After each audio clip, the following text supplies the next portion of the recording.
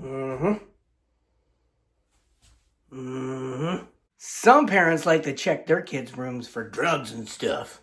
But I like to check and make sure their guitars are in tune. Let's see. All right, you're not grounded this week.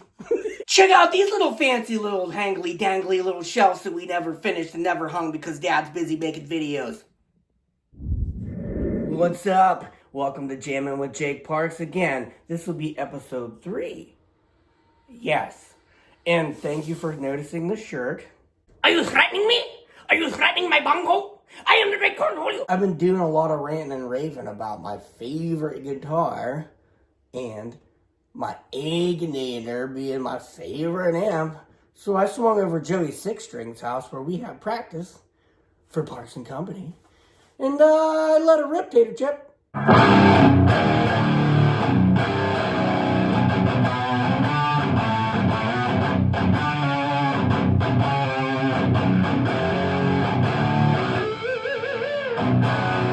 This piece right here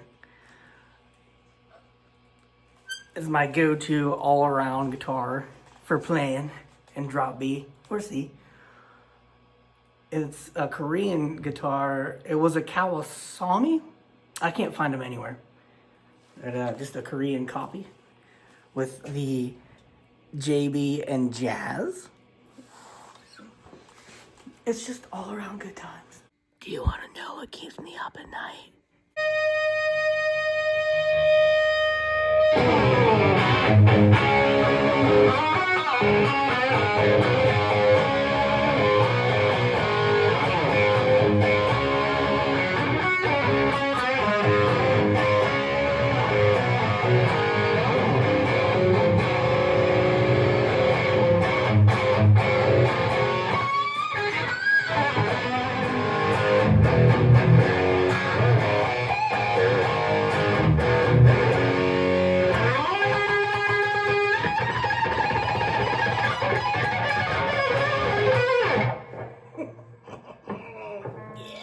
So I finally got to sit down with my buddy Zach Moffat, and I wanted to have him tell you the story of how he started with his Squier and got to where he is today with multiple Gibsons, a Fender, Martin, a Schecter, and I'm sure I've played about 30 to 50 of your guitars along the way. Sure. Yeah, I started off during COVID. Business started to die out and didn't have a lot of money. So I was kind of looking for things that I could, make some money on. And, well, a lot of people were sitting at home, wanted to play instruments, wanted to play video games. So I started shopping around, got onto Shop Goodwill, got some used guitars, like a couple of $20 Squiers. And, I would just start trading them for something different. And kept on bartering. Now I'm at the point I have all of my guitars that I would like to keep. And, I have a couple of Gibson Les Paul Standards. I have a Fender American Stratocaster and the finish that, I wanted and I couldn't afford at the time. But yeah, I've just wheeled and dealed and made my way up to the top here. And, got some pretty good amps along the way, a lot of good guitars along the way, but these are the core group that I decided, were the ones that I wanted, and I made my way all up to that. And I was able to support my family in the process whenever we were doing all this. So, yeah, it's labor of love, I guess. Yeah, it's a fun ride. I mean, you get to kind of develop your sound along the way, too, because, you've went from Les Pauls, just Epiphone Les Pauls, and Mexican Strats up to American Strats. Now you're at Gibsons, and you've had the Kettner amps, Fender amps. What else have you had? Marshalls. Let me see, Black Star amps. What else? Yeah, a couple Fender Princeton. I've never had a twin reverb, which I've always been looking for. Maybe that's next on my list. I don't know.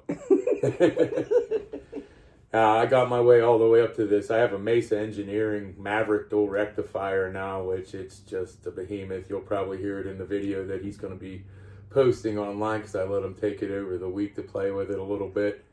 and it's just an absolute monster. And I don't really know if I need another amp after buying the one that I have now. So Blows the doors off. it's nasty. It chugs. Yeah. I know you told me something last week that stuck with me. It was be patient and wait for the right deal. Could you elaborate on like that? Yeah, I mean, it's the one thing. You got something that you want in your head. You got your mindset on buying it, but number one, you have to look at pricing. You have to negotiate and, try to get yourself to a fair negotiation with people. A lot of times, people will throw a lowball offer out there and, it's kind of insulting at times. But then, after you open up the floodgates with the conversation and say, hey, what can I get for this? I do like that, but, I don't have what you're asking for. What if I were to give you this and then something else on top to try to trade it? And I mean, that's kind of what I've been doing the whole time. It's just, trading. At one point, I think I had 25 guitars here, and now I'm down to like 8. Yes. Yeah, I probably had 25 guitars in here, just racks full of them. My girlfriend was mad, tripping over everything. There was no room for anything. I have a small house, and it was just full of musical instruments. But yeah, I've just wheeled and dealed, made my way to where we are today. Yeah.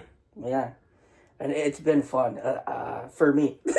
Yeah, it's been fun for all of us. Maybe not Alyssa. She didn't like doing all the drives. I mean, there was times, we're going to the other side of Ohio and stuff like that to pick up something because I saw it and I got a good deal on it and I made a good trade, so we would have to go chase it down and see what we got. But yeah, it's been a labor of love. And it's definitely paid off for you. For sure. For sure. It's a great collection you have. I showed a little snippet of what he's got. It's not everything, but just a little bit of what he's got here now, and it's beautiful. Well, we can show you some of them.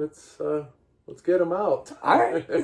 Let's look at them. Here is a 2022 AAA flame top and Heritage Cherry Sunburst. Has Burst Bucker 1 and 2 pickups in it. Really nice vintage sound. Yeah, this thing's just an absolute beast. Really good condition. I traded to another guitar barterer out from Ohio. Really nice guy. And I think I gave up a Gibson Les Paul traditional. Yeah, it was a traditional Pro 2. And what the heck else? I had an ESP LTD Viper 1000, and it was something that we didn't really know much about because there wasn't anything really on the internet about the guitar. And yeah, so I kind of caught his interest with that too because of the rarity of it, and ended up working out a deal for this. This one's probably my favorite one. I think this might be Jake's favorite one too. That one is my favorite. Yeah. This one here is American Stratocaster. Finish is called Dark Knight on this. This came out in 2020. This is a recent model, but I found this one and fell in love with the finish and had about 10 Strats before I was able to finally get this one. So this was a little bit of a labor of love to bring this guitar home, but I have it now. Let me see what else I got. The Slash Signature Series in Vermilion Burst. If you look at the back of the headstock, it's got Slash's Scully logo on it. Yeah. This is a 2020. Out of all the Slash Signature Series, this is the rarest one. They made the fewest examples in this finish. This one doesn't come out of the case too often. I'm kind of afraid of it. It's nasty. It just has this aggressive tone to it. I love it. But if I drop it, I'd be really sad. So yeah, this is the Slash. This is an Epiphone that cost Gibson money. This is one of 800 made. It's the Adam Jones Artist Series Les Paul. It has a Pro Bucker. And then we have a Seymour Duncan Super Distortion. It gets pretty loud and it gets pretty angry. It's got some beautiful artwork on the back. Yeah, as well, right? But this is one of 800 made. And then it's got, this one's called Not Dead Inside. And that is the Julie Heffernan, I believe, is the artist on this one. Yeah. Heffernan. Yep. But yeah, this one is a pretty rare piece. I look forward to kind of seeing where this one goes in the next couple of years, value-wise. But yeah, it's kind of a little bit of a case queen. We play it every now and again just because you have to play it with the way that it sounds. The tone in this guitar is just absolutely amazing. Yes, sir, it It's is. just got a low-end growl, and these mid-range just, it'll knock your socks off. It's a pretty good guitar. Nice piece here. This one is a Schecter Diamond Series. It's a PT Fastback Pro model. Has the USA Schecter pickups in it, coil splits on it. It's a translucent purple burst is what they call that, with a roasted maple neck. Picked this guitar up, Musician's Friend. They do a stupid deal of the day, so they had this guitar actually 50% off that day, so I decided why not, I'm just going to go ahead and buy it. And I had earlier experiences with Schecters, wasn't real happy with a lot of them that I played. I felt, that they were kind of low quality. So I did a lot of research on this one, watched a lot of video, went to Guitar Center, checked one out. And this one's a little different. It's built a little better. Got a solid mahogany body on it. It's got the binding on the body. The neck's real comfortable to play. It's got a nice thin neck profile to it. You can move up and down the fretboard pretty fast. It has these glow-in-the-dark dot inlays on it. Oh, yeah. They're kind of neat. And this thing's really got a nice sound to it. So if you want a Telecaster sound on the cleans, it's got it. Then they break up pretty good with some gain behind them. And when you get out behind that Mesa over there, it's a whole different level. I mean, you're not used to it. This old beat up Taylor. This is a big baby. I traded a couple of things that I bought off of Mac Bids for this. Yeah. Ended up with this guitar. It's got a Sitka spruce top on it, all mahogany body. And the one thing that's different about this kind of threw me off, it has the neck's screwed on. It's not actually a glue-on neck. Yeah, and if you can see that, it's got the screw-on neck. But it does have a nice sound to it. It resonates real nice. Plays nice. This is my Martin. This is a Blackout series. It was actually new for this year in 2025. It got released from the NAMM convention. And I got emailed and asked if I wanted one, so of course I did. So I bought it. Yeah. And I'm really glad I did, because it plays really nice. If you're looking for a good acoustic and you can find one of these, definitely worth the money. Yeah, that one is a little bit different than the ones that they have currently at the Guitar Center in Boardman. There's just a little bit more quality in this one.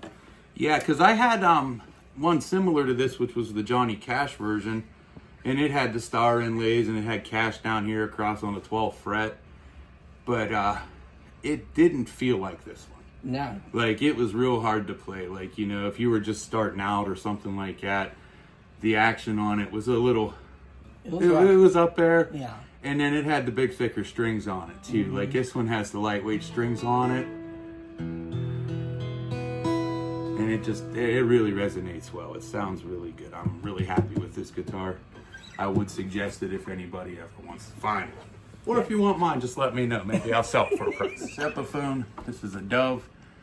This is from the Inspired by Gibson line. Pretty nice budget guitar. But I bought this for my girlfriend for her birthday a couple of years back. And she's in love with it. I think I bought and sold about 70 or 80 guitars, but this one always had to stay, because if I sold it, I would have got beat.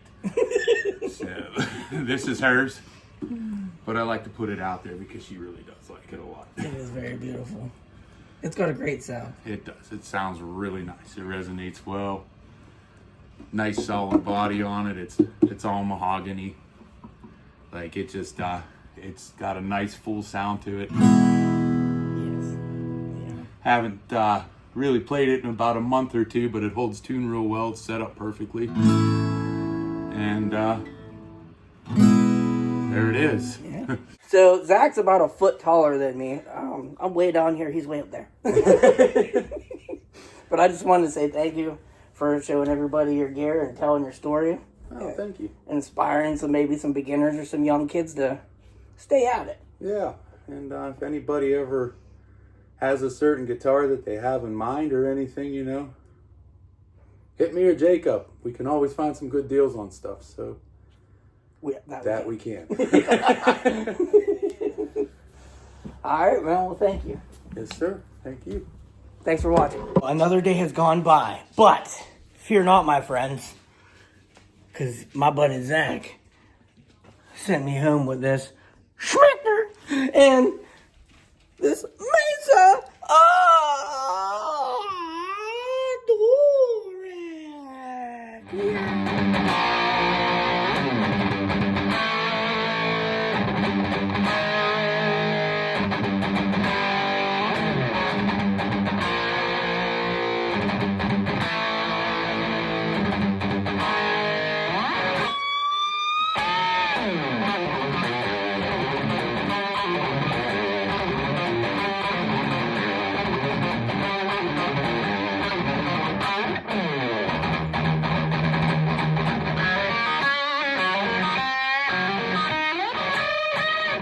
This Schecter does have coil splits on the tone knob here. Boop, boop, boop, boop. So we'll do a clean little, run through. I know Cal Bull would not approve. He's one of my heroes. I'm doing clean on a combo amp. But, check it out. This sounds pretty good.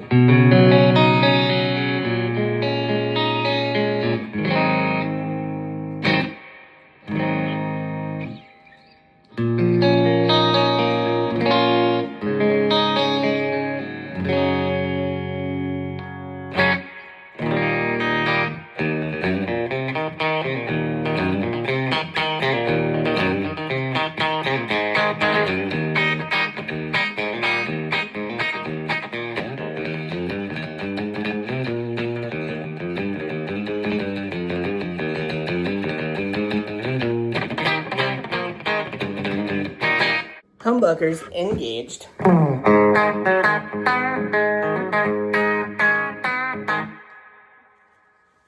I love the steel woods.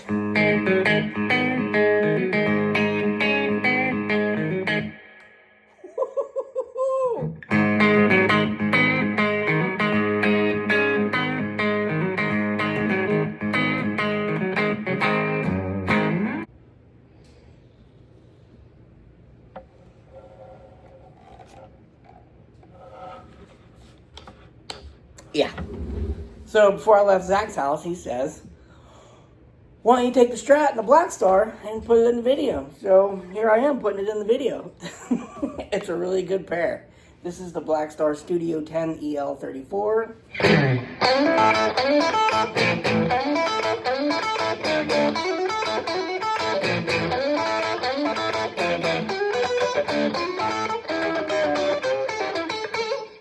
Yep. That sounds pretty good.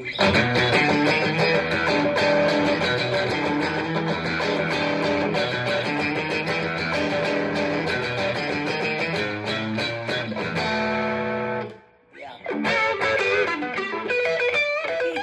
757. Here we go. All right. This is the part where I'm going to thank you for sticking around and watching the video. And give shout outs to some good friends of mine or people that I highly revere.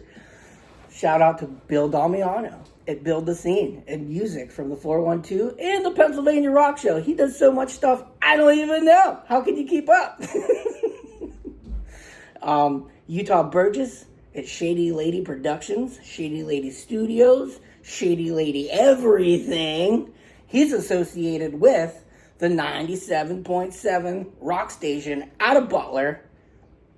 Together, they have the Grassroots Rock Show, right, on Sundays. Well, they host an all-weekend festival with all local music at Cooper's Lake Campground in Slippery Rock, Pennsylvania. If you're near or you want to come travel and stay for a weekend, it's a great campground. And there's going to be great music, food, vendors. It's a good time. And who's going to be there? Guitars for Vets. if you don't know about this program, get informed. Check them out. That's about all I have. Oh, one more thing. Cowboy, a guy that I like, and I watch his videos all the time. Metal and hardcore, right? He said it was cool to post a link to his channel on here. So, if you're new and you don't know about this stuff, you're a young guitar player, loves heavy, you know, scroll on over to his page. That's probably all the stuff that you want. It's the stuff we all want. Come on. Well, I'll catch you next time.